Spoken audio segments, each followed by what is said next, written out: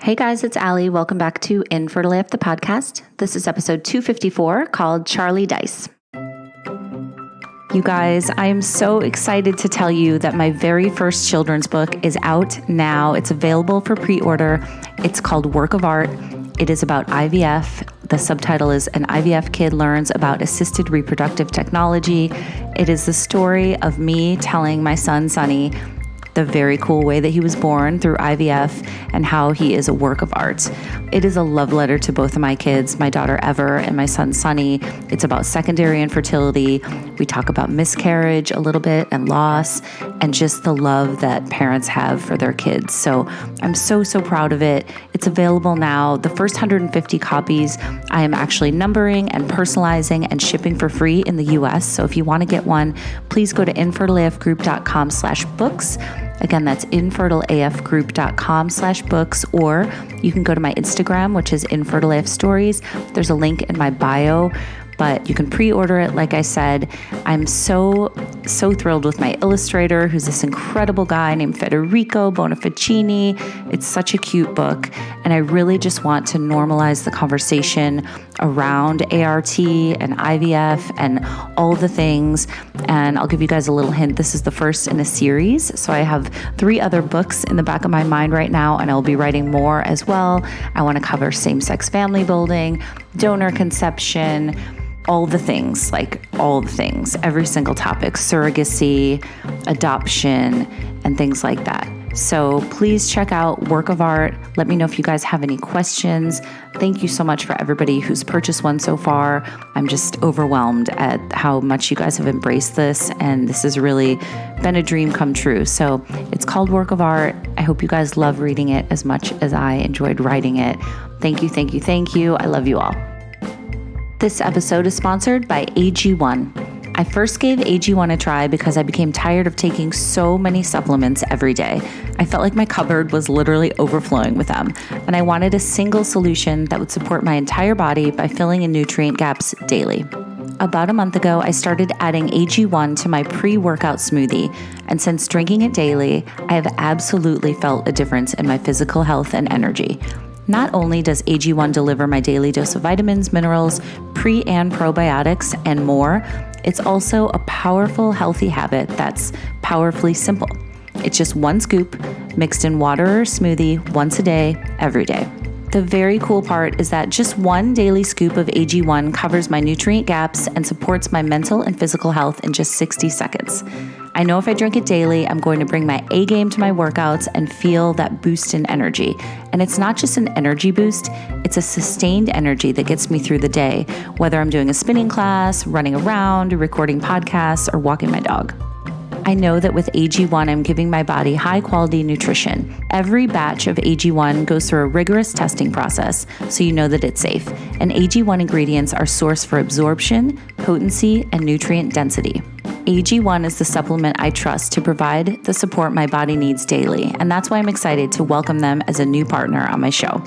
So guys, here's your chance to start every day this season with a gift to yourself. Try AG1 and get a free 1-year supply of vitamin D3, K2, and 5 free AG1 travel packs with your first purchase exclusively at drinkag1.com/infertileaf. Again, that's drinkag1.com/infertileaf.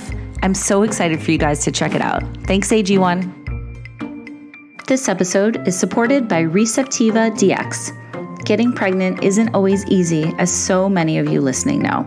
Many couples struggle with infertility, and unexplained infertility can be particularly frustrating. Receptiva DX is the only test that can identify endometriosis, progesterone resistance, and endometritis in a single sample, all causes for unexplained infertility and the success rates of IVF treatments. Receptiva DX includes BCL6, a marker that identifies uterine inflammation, most often associated with asymptomatic, aka silent, endometriosis. BCL6 is found in more than 50% of women with unexplained infertility and over 65% of women with 2 or more IVF failures. If positive for the Receptiva DX test, treatment options can improve the chances for a successful live birth 5-fold. Learn more at receptivadx.com or download their app, which is also called Receptiva DX. And for $75 off, you can go to their website, order the test, and use code InfertileAF23. Again, it's receptivadx.com. Use code InfertileAF23. Thanks, Receptiva DX. All right, everybody. I love this conversation today with this really cool, interesting woman named Charlie Dice. Charlie reached out to me, emailed me, and in her email, she said, I'm a 36-year-old married, childless-turned-childfree woman who's been through 8 years of infertility struggles that included 3 miscarriages and 1 failed round of IVF. So today we are going to talk about everything that Charlie and her husband went through, and then when they made the decision to pivot and move on from their infertility journey and where they are today. In short, she said it was one of the best decisions she ever made, and we're going to get into all that. So as you guys know, I love sharing all different perspectives, all different stories in this, infertility and fertility community. And Charlie's story is so interesting, and so many things she says really resonated with me, and I hope that it does with you guys too. So today, she's really active in what she calls the after infertility space, so we're going to talk about all that too. So thanks to Charlie, and without further ado, this is Charlie's infertility story.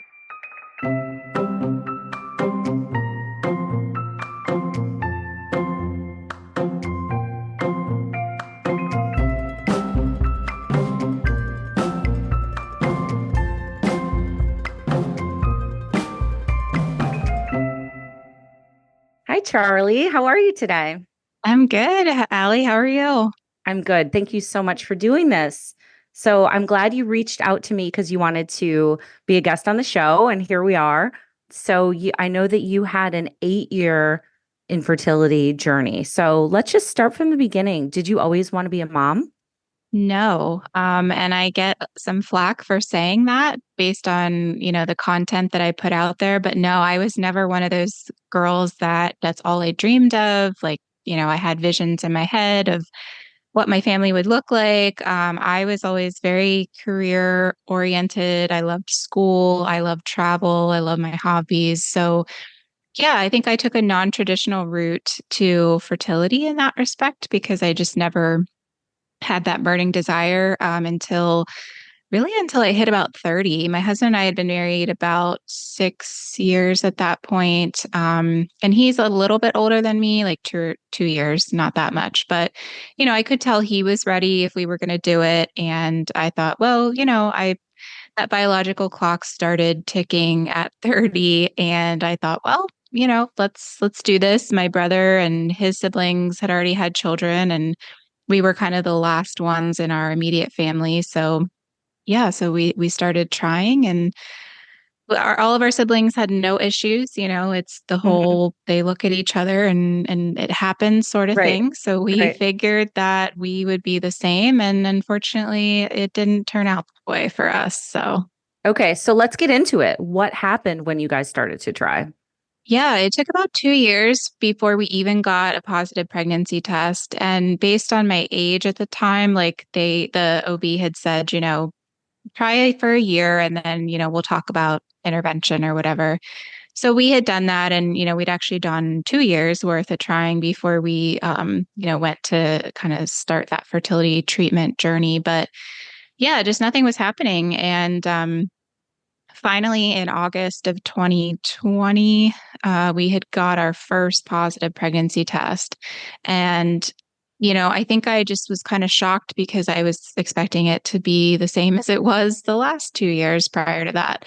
But when that happened, obviously we were really excited and we thought, okay, this is it. Like, we're going to start our family. We're not going to have any issues. And here we go. So unfortunately, at 10 and a half weeks, I started bleeding. I actually drove myself to the ER that time because my husband was away, and, I just knew something was wrong. And so I was so upset and so nervous that I left my phone in the car when I went to the ER. And, you're never in the ER for 20 minutes. So I was in Right. there for 6 hours, and, people were blowing up my phone because they didn't know what happened to me. But long story short, I just knew going in there what the outcome was going to be. And unfortunately, that was confirmed through an ultrasound, that there was no longer a heartbeat. And I'll never forget the doctor came in, and I know they're not OBs in there, I get that, but he said to me, you're just going to have to pass your baby on your own.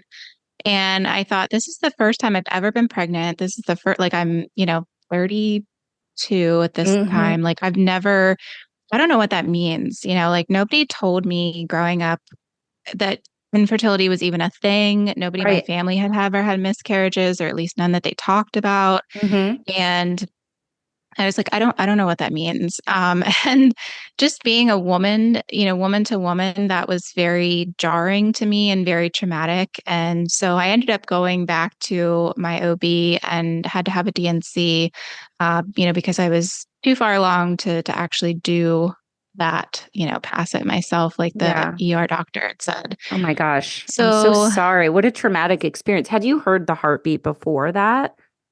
yes, we Okay, did. you Yeah. had. Oh So no. yeah. Hmm. I'm so sorry, Yeah, Charlie. so That's yeah, it was something that you never forget, and something that, I think you obviously don't wish it on your worst enemy. And yeah, I think there's a lot to be said there for bedside manner with, women that are going through this experience. But so after that, after the DNC, we did take a few months off of trying, just because it actually took my body about 8 months from that first miscarriage to really get back into a regular cycle again.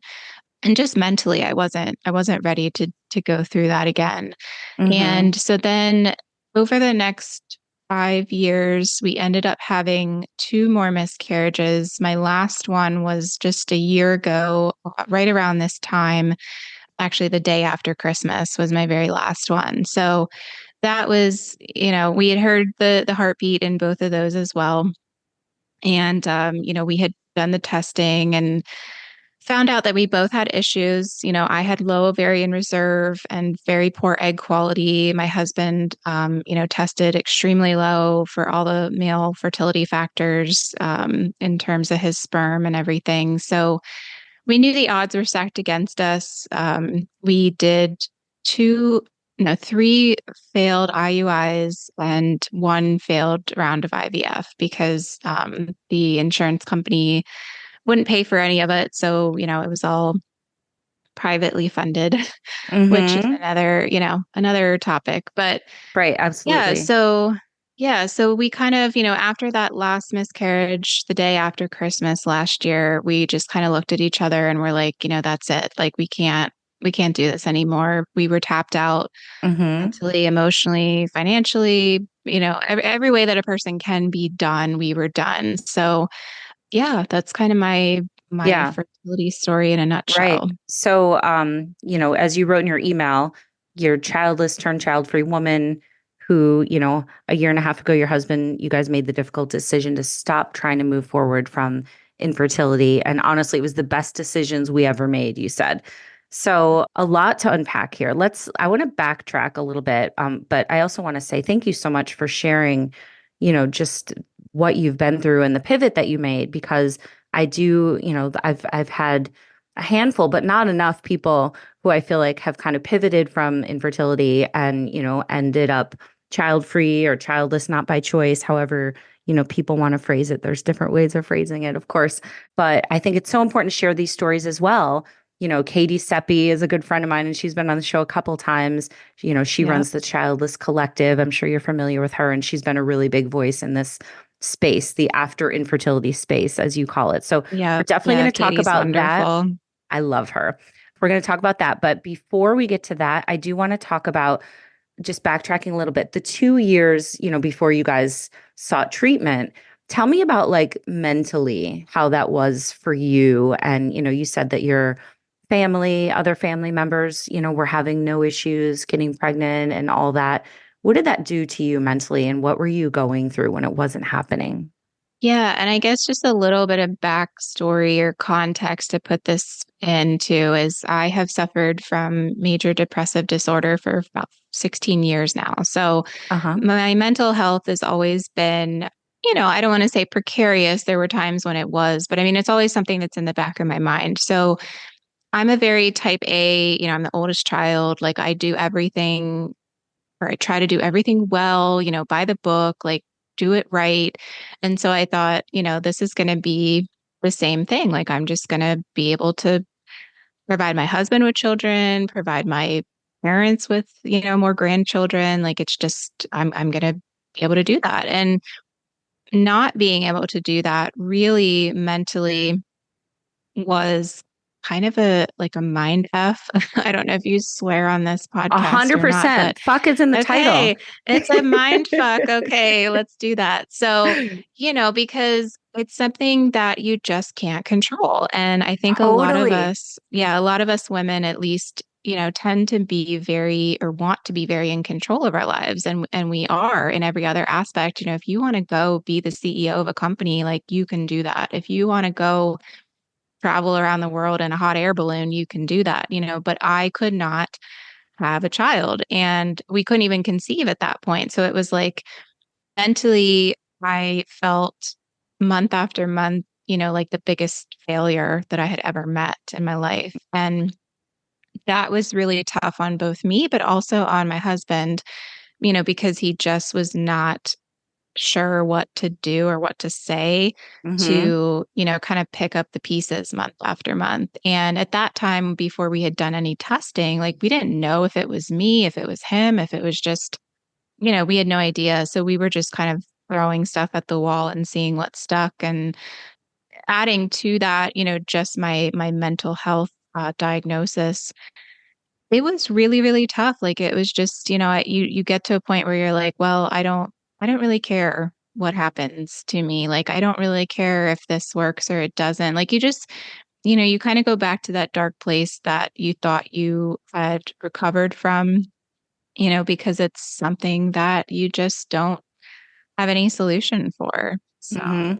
Absolutely. it sucks. It's the control thing, and I remember when I was going through it, I was like, it's like if you like study as hard as you can for a test and you're still getting an F, like, which is such a remedial Mhm. way to phrase it. But that was just what I kept thinking. Is like, there's no other thing in life, or very few other things, where you can work so hard at something and you, no matter what, might not achieve success. Like, it's just doesn't make sense. And it's hard to wrap your Yeah. head around that, you know? Yeah. Yeah. I mean, you eat the right things, you take all the supplements, you do the exercise, you do all the Mhm. things and it doesn't make a difference at all. Right. So, So, who were you leaning on at this time? Did you have any friends who were going through it, or did you have like a support system? And how was your relationship going? Because I've always been really open about how mine hit a really rough patch, when we were in the thick of it. yeah, and honestly, I'm very grateful that my story in that respect is quite different than people I talk to as well. Because so for one thing, we didn't tell a soul that we were even trying, because we had always, said we weren't going to have children just because we didn't want that expectation put on us of like, when are you going to have kids? And so when we were trying, we just kept it a secret. So really, and looking back, I don't necessarily think that was the right thing to do, but in retrospect too, it also allowed my husband and I to really just be each other's like complete rock and support system.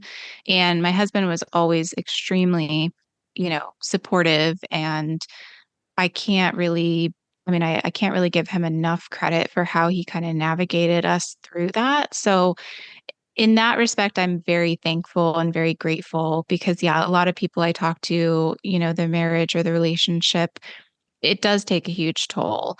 And for us, it was the opposite, but I think it's because we didn't have anybody but each other. So we were either going to make it work and we were going to wake up every day and choose each other and choose to stay, in the relationship or we weren't. So, Right. Yeah, I think that's good. It does seem like it goes kind of either one of two ways. Like either you kind of can get ripped apart or you can really like mhm. bond together more.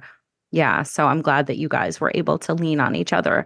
So, okay, you mentioned that you did, was it two or three IUIs? We did 3 IUIs because Okay, that was the limit that our, clinic, put on it before they would move you into IVF. IVF. Okay. Mhm. So tell me about doing those. Like, I remember when I did the couple that I went through, the two, I believe. I was like, what is happening? This is so weird. Like, I was like, this whole Yeah. process. Because again, like, this is when I was going through it, it was like 10 years ago now. Nobody really talked about IUI. I was like, what is this? Like, I had a friend who had done it, single mom by choice, but, I hadn't really met anybody else who'd gone through it. And I was just like, okay, this is super weird, but let's try it. So, what was your take on it? Yeah. No, and even when I did it three, 4 years ago now, like it was still, I felt like people didn't talk about it. And I actually ended up finding a Facebook group that was specifically for like infertility and IUI advice. And so that Hmm. was really helpful, just to kind of read through the threads because I had no idea what was going on either. And I was like, this just doesn't seem like it's something that's going to work. I mean, I'm thankful that it's there, as an option prior to IVF, although in the whole scheme of things, I don't think it's always much less expensive than IVF, but yeah, it's just the things that we put our bodies through as women, whether you have a child or not, is just sometimes very barbaric and very Hmm. like it's just an out of body experience. I felt like I was in the room all the time, like looking down on myself, going, "What in the world is happening to my body right now?" So, Totally. yeah, So, yeah, what happened when you guys moved over to IVF? yeah. So we, when I got sticker shock when they gave us obviously the proposal or the estimate for that, but we thought, we don't want to leave this time in our lives without saying that we did everything that we possibly could or try everything that we could.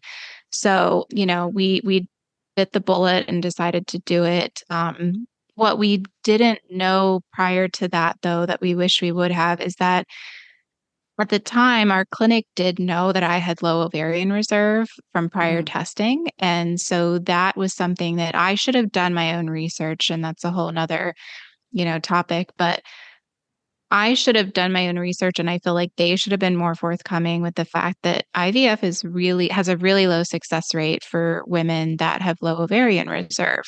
And so I essentially what we learned after we went through it and it failed is that, we would have had the same percentage of success continuing to try naturally as we would have with IVF. So that was a huge blow. That was a huge letdown, after the transfer. So we got two embryos that were able to be eligible for transfer.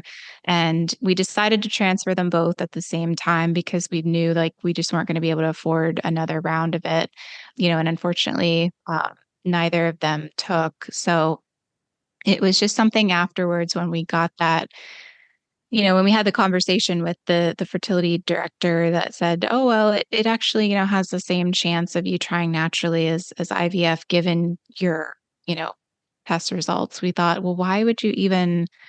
We just felt like then we were part of, this whole fertility business cycle where we were just another paycheck for them. And I hate to say it like that. And I don't, I'm not anti-establishment or anything. And I think there's great, fertility clinics and doctors out there. We just unfortunately did not get that experience. And so after that, that was the last time we did any sort of treatment. We tried just naturally from then on for another 2 years. Yeah.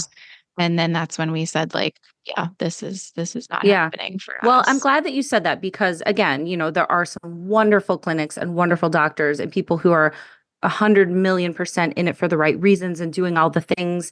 But, like Mhm. everything, there's the flip side of that as well. And, I've talked to several people who have felt like their personal experience was, going to like, quote unquote, like a used car salesman or something. You just feel like a Yeah, statistic, you feel like a number, you feel like and unfortunately, some of those places do exist. So I think it's important to note that A, they are out there, and B, they're not all like that.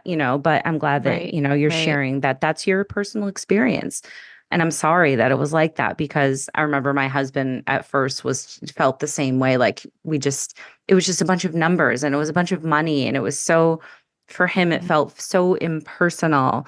And that was one of our, points of contention was I was like, I don't fucking care about the money. I'll do anything. I'll pay Right. anything.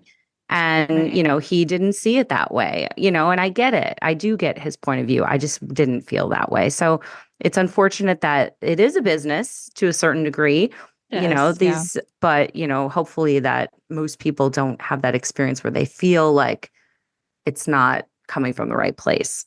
And I think it kind of goes back to, and again, it shouldn't all be put on the patient, but in a way, you do need to educate yourself prior to even getting into that situation. Like we should have, but you're in such a, it's so chaotic, when you're in that journey, in the thick of it. Like you just want someone to take you by the hand and say, go this way.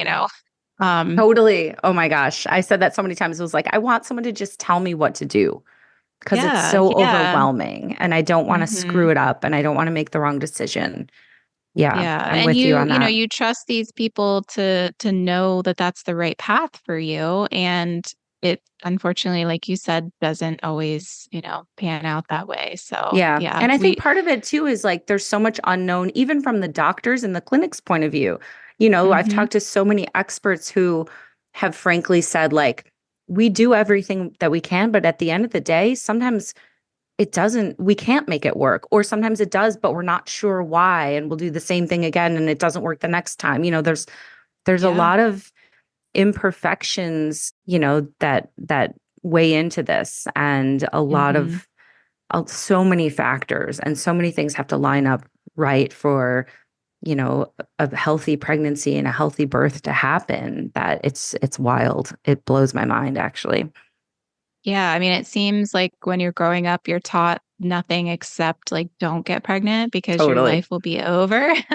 And then, it seems so instantaneous and easy. And then when Yeah, you really like get into an infertility journey and break it down and see it on paper, it's like, how did any of us get here really? 100%. So Yeah, I say that all the time too. So okay, so tell me about when did you said you pivoted from treatment and decided to just kind of try on your own for a couple of years. What was that conversation like that you guys had where you said we're not going to go through this anymore treatment wise, we'll just try on our own. Was that a hard conversation to have? I think at the time we were both ready for it. And I think it took us about 6 months to really get to that point. But when we actually said the words out loud to each other one evening, like we knew that we were just both ready for it. And it was just kind of something then that we're like, well, we're not going to not try, but we're also not going to, let this run our lives anymore. We want to be able to, we're later 30s, we're still physically able to go do things and travel and, spend time together and we didn't want to wait until something happened that, we weren't able to do that. So we just I think everybody obviously has to make their own decisions, but I always think that people know when it's the right time for them. And so you just get to a point where you're like, I'm just tired of this shit. Like, I just want to live my life and not have it control me anymore and go do the things that I want to do. And if it happens, it happens. And if it doesn't, I'm not going to be a slave to the ovulation tests and waking up in the morning and not rolling over, for 10 minutes and, just all the things. Like it just gets to be too much. Right. Did it feel when you both said it out loud, was it kind of like a relief? Yes, absolutely. Yeah. I mean, getting it, and I always tell people that, even the people I work with, it's like, just say it out loud. I don't care if you say it to the mirror or to the wall, but get it out into the universe somehow so that it's not inside you anymore. Because if you never express it, out loud, then you're not going to commit to it and you're not really going to value it. So Mhm. you just need to get it out and just move forward from there. Was there something specific that you guys said? Like, was it like, we're not going to do this anymore? Or was it, we're not going to have kids? Or do you remember?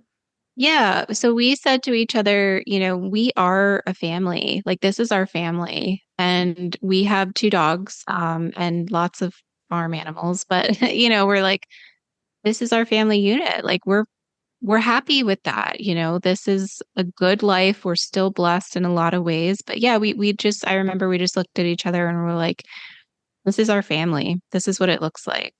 I love that, Charlie. I really love that. And, I was talking to somebody the other day, people who listen to this show regularly. I'm sorry if I'm repeating myself, but, I have a problem with, and you can tell me your opinion on it, when people say, don't give up, don't give up, like when it comes to infertility.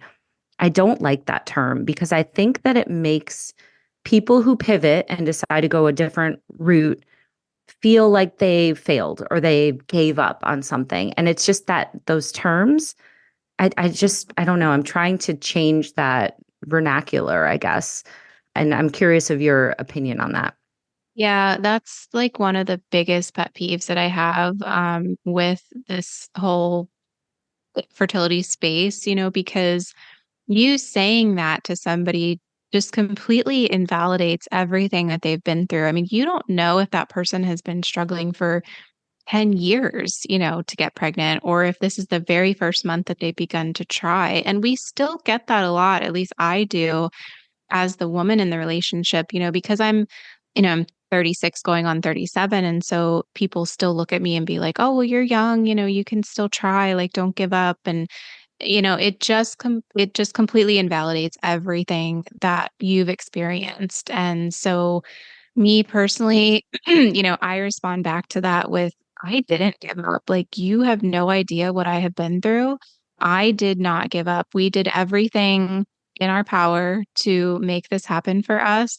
And we made the decision that was best for our family and our situation. So there is no give, like, we did not give up just because we stopped. I love that. And I'm looking at your email again, and I didn't even realize that we're on the same page. You actually wrote that you're harshly judged by people in the TTC community for giving up. So I'm Mhm. glad I asked you about that. But let's talk a little bit more about just making that decision. And, I know we talked about Katie Seppi a little while ago, who's wonderful. If people don't follow her, they definitely should. She's a big voice in this space. And I remember her telling me, that this was such a good decision for her mental health.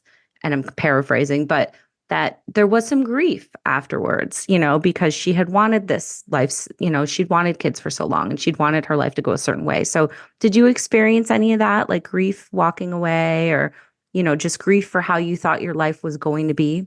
Yeah, absolutely. And I did a lot of, I've been in therapy for many years, not just for infertility, but just other things in my life. And I'll never forget the one therapist I went to, she said, if you think of it as, your life is a string of pearls on a necklace. And so each pearl is a milestone.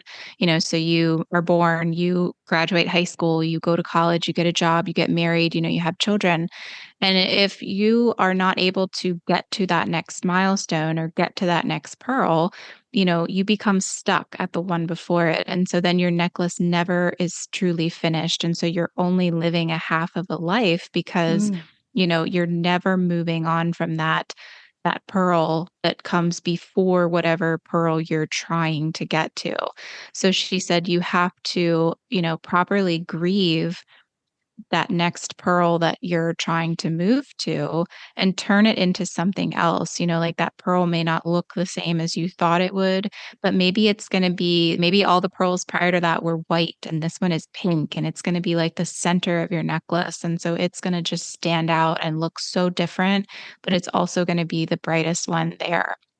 And then Mm. after that, you can complete your necklace. And so that always stuck with me. And I always loved that because, yes, it is a grieving process that you have to go through. And I think a lot of people, women especially, do get stuck and they can't move past the fact that this isn't how their life is going to look. But does that mean that you stop living? Does that mean that you essentially just stay in your house all day and curl up on the sofa? Like, that's not a life either. So even if it doesn't look the way you thought it would, what can what can you make it look like now? Like, what brings you joy? What do you value? What do you prioritize? Those were the things that I had to reevaluate to kind of get through that grieving process of, yes, it doesn't look the way that I had it in my head, but I went back to that girl who never really thought she was going to have children.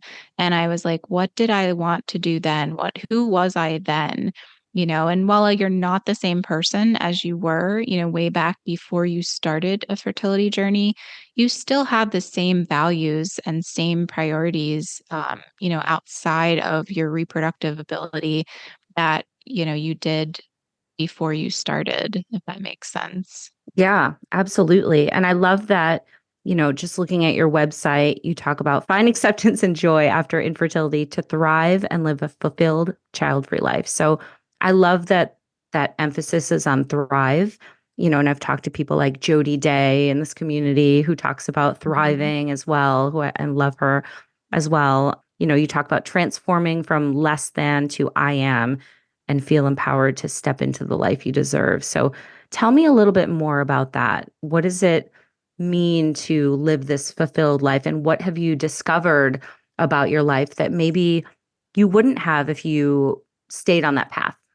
Yeah, I mean, to me, living a fulfilled life is just, making the most out of what you've been given. I mean, we're all dealt a hand of cards when we start this whole thing, right? And it may be, you have some crappy cards and you have some really great cards. And so I just, decided like I'm not going to be a slave to something that I can't control anymore. And I'm going to use these cards that are actually good cards and, do something with it. And so my husband and I really made this shift from, well, now you know, we can travel more. We can, provide for other children that, are not ours biologic. I mean, we have 9 nieces and nephews and we love, spending time with them. They come over and we have sleepovers and, we are their guardians in a sense. We have really great relationships with them. And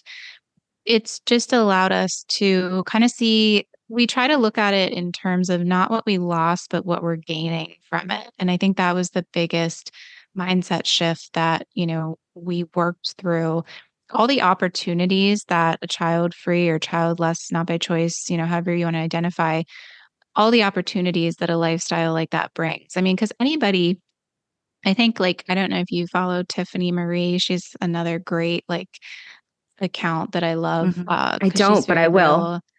Yeah, she's very real and very honest about, her journey and how she feels about it as well. But she always says, you're not, everybody gives up something or everybody exchanges things, right? Like I'm not a parent. So people who say, well, don't, you're missing out or you're going to regret that. Well, I can't miss out or regret on something that I never had. And I do, I will miss out on seeing my child's face at their first Christmas and opening that gift or seeing them get married, but the parents also, people who are parents, they're missing out on, maybe they won't get to take that trip to Europe that they wanted for 2 weeks, or maybe they won't get to retire as soon as they wanted. Like it's all an exchange and it's not good or bad.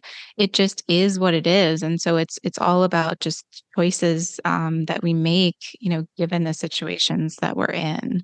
hmm I love that. I think that's such a great way to put it and a great attitude to have about it. And I'm sure, through your podcast and you've got a roadmap for people that are going, down this road. What are some other things that you've learned in terms of like if people come up to you like around the holidays, which we're around now, and say, "Well, why don't you have kids? You're still so young," kind of like you said before. What are some things that you have in your pocket that maybe people who are listening can put in their pockets too to have? Because I feel like sometimes you get caught off guard and it can be really traumatizing and it can really fuck up holidays and family interactions, when people put you on the spot like that. So what are some things you say? Yeah, and I want to say first, it really depends on how new you are in this journey of whether you're deciding to be done or you decided that you're done. So I don't want to make it sound like people shouldn't compare themselves, to me necessarily who's been working at this for, a year and a half now. So whatever that looks like for you, where you're at in your journey, I want to validate that for you. But in terms of, just how I would answer the question, when we first made the decision and people would ask, I would be pretty vague about it. I would just say, well, we tried and it didn't work out, and usually that would kind of, it may prompt an additional question from them, or it may prompt the whole sympathy, I'm sorry thing. But, now that I'm a little further out from it, it depends how spicy I'm feeling that day. If I want to say, well, yeah, it didn't work out, but the next time we try, we'll be sure to let you know and let you know how it goes. So we kind of try to find the humor in it, because it really, you have to understand that I think genuinely deep down, it's coming from a place of good intentions on the person asking. And, I may ask an ignorant question to someone whose situation I've never experienced too. So I don't want to, yeah, I don't think it's fair to just fire off at people necessarily. So I try to, like I said, just say, well, we tried, it didn't work out, or, we do have a family. We have our two dogs. Thank you for asking. I also will say, it's just really none of your business. And that's completely valid answer as well. So I would love if society would get away from asking that question at all, but I don't think that's going to happen in our Yeah. lifetimes at least. But yeah, so those are kind of some of the phrases that I would use. Or, the other thing that works is to just walk away, like just, remove yourself from that situation. If you're in a crowded kitchen at Christmas and somebody asks you that, like, say, oh, I have to go, get this out of the oven or something. Like just avoid it. If you're Yeah. not ready to answer that question, then don't. Yeah. I think part of the problem is the societal norm or the societal expectation that you're not living a complete life if you don't have kids, which I think is Hmm. just obviously such bullshit. I think it Yeah. really Yeah. takes a lot of, bravery and self-awareness to be like, this isn't working for me. I need to, protect my mental health and my finances and my marriage, which is one of the things that you said in your email that, it was one of the best decisions you ever made. You said it saved our marriage, our friendships, our finances, and our mental health. And I think that there's so much to be said for that, and that you put all of those things first. That's so great that you did that. And I think it's giving people, hopefully people listening, I think it's scary sometimes for many many reasons to pivot from an infertility journey, or to stop treatment, or decide your life's going to go a different way. But I think people like you talking about it normalize it, and help people realize that you can be just as happy going a different route. Yeah. Yeah. It doesn't mean you failed. It doesn't mean you gave up. It doesn't mean you didn't try. It just means that you're ready to prioritize and value different things now again. And it can actually be a bigger opportunity than, you've ever thought possible, because you're moving away from that place of loss. You're never going to forget. You're never going to not have days where you do break down or you do get sad. And, for me, like one of the things is what's triggering is baby showers. I don't go. I won't go. Um, I will send a gift and I will be happy for you. But I will not attend. It's just something that's triggering for me. And so Mm-hmm. setting up healthy boundaries, whatever that looks like for you, I think is part of, the process, and really sticking to them and not letting society dictate, because it's your life, it's not society's life. Why are we living for society? They don't care about us, honestly. Like, you're the only one that's going to care about you. So live it for Right. yourself, Right. and do what you, yeah, do what you love. So, Yeah, I love that in terms of setting boundaries. I also want to ask you about, we talked about the terminology and like vernacular. I'm always worried because I never want to say the wrong thing or like offend anybody. Childless, not by choice, child free, not by choice, child free by choice, all these different terms. Do you have a preference for how you call yourself or the community that you're a part of? Or are they all kind of, is it like dealer's choice, like whatever people feel comfortable yeah. with? And I'm not saying you have Yeah, to put a label on it either. It's just, right. you talk about this segment of the community. How do you refer to it? Yeah, so I read a book when I first started this after journey, if that's what you want to call it.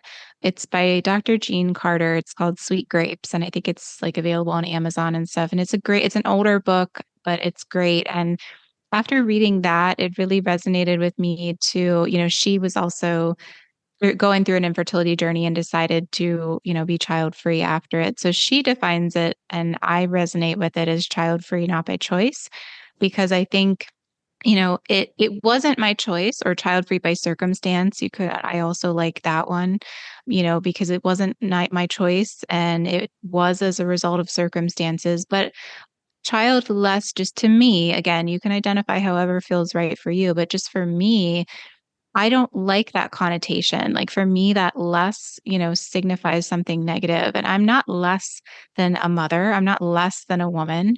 And I'm not less than a human being just because I couldn't have children. So just for me personally, child free not by choice or child free by circumstance, because I am free from that cycle of loss and pain and grief, and it's a part of my experience, but it's not it doesn't define me. Mm-hmm. Perfectly said. Yeah. Okay, before we wrap, let's talk a little bit more about the resources that you provide. You have charliedice.com is your website. You've got a roadmap on there. It's like a free guide for people who want to go this route. There's a lot of other resources. You've got your podcast. I love that you call it the after infertility space. I think that's really brilliant. But tell me about some of the things on the roadmap. Like if somebody's listening and they're kind of on the cusp and they might pivot and go this route to this fulfilled child-free life route, what are some things that they should think about or know, or like even first steps? Yeah. So the roadmap was really kind of my way of, I'm a visual learner. So it really helped me to kind of have a path that I could follow. I think it just kind of morphed into a roadmap because I like to travel and I like, looking at maps and things. But yeah, so the first step is really, again, that vernacular, changing the language that you're saying to yourself in your head, and not even necessarily what you're calling yourself. So one of the first steps on the roadmap is, identifying as what's called no longer infertile.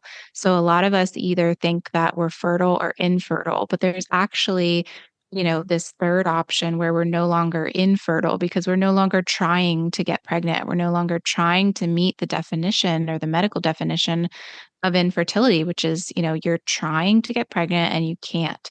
So changing that language in your head, in the daily dialogue that you're telling yourself every day is really the first step. And then, it kind of morphs into, are you ready to decide that, this is what your life is going to look like? And the roadmap kind of goes through, how to make that decision.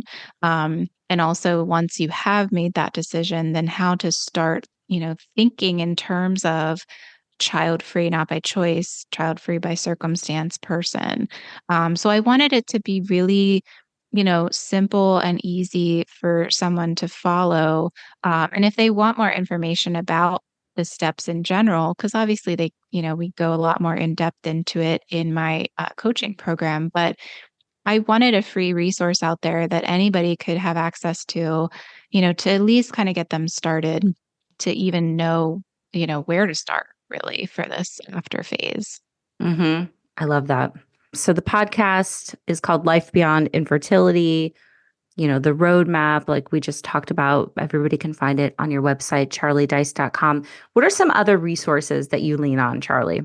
Yeah, I really lean on, a lot of, like you mentioned at the top, like a lot of social media accounts for, like Katie's account and Tiffany's account, people that are, again, like further along in this journey than even I am, that, are kind of paving the way. And so that's a great resource, to know that you're not alone. There are some other books out there that I've read that, I'm working on putting that in a section on my website as well. But, like the Sweet Grapes book. And there's also, I found too, a local if you can, if you have one, local infertility support groups, because they may not have an after infertility kind of subsector of those groups, but I'm working with my local one right now to create that. Because if you're in a support group just in general for infertility, it can be very triggering when you see someone leave the group because they got pregnant or because they actually had a baby. And so we wanted to create a space that was solely for people who, were done, had made that decision, and we're just trying to process, the grief of that, because it is a definite distinction there and a different type of grief. So if you can find a local support group, even online, that was also very helpful.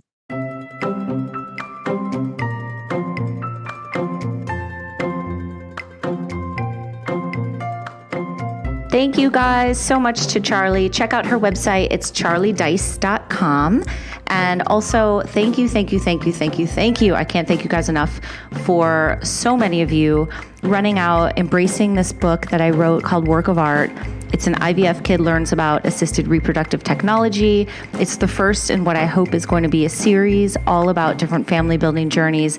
I had the best time working on it. I love my illustrator. It's about, my family story this time, but I have 3 other books in the back of my mind swirling. So those will be coming as well soon. Probably not super soon, but soon enough. But if you guys want to check out Work of Art, you can go to my website, which is infertileafgroup.com, and the books are on there. The first 200 copies are numbered, personalized, and shipped for free in the US, but there's another option as well if you don't want a personalized copy at a different price point. So check them out. If you guys have any questions, let me know.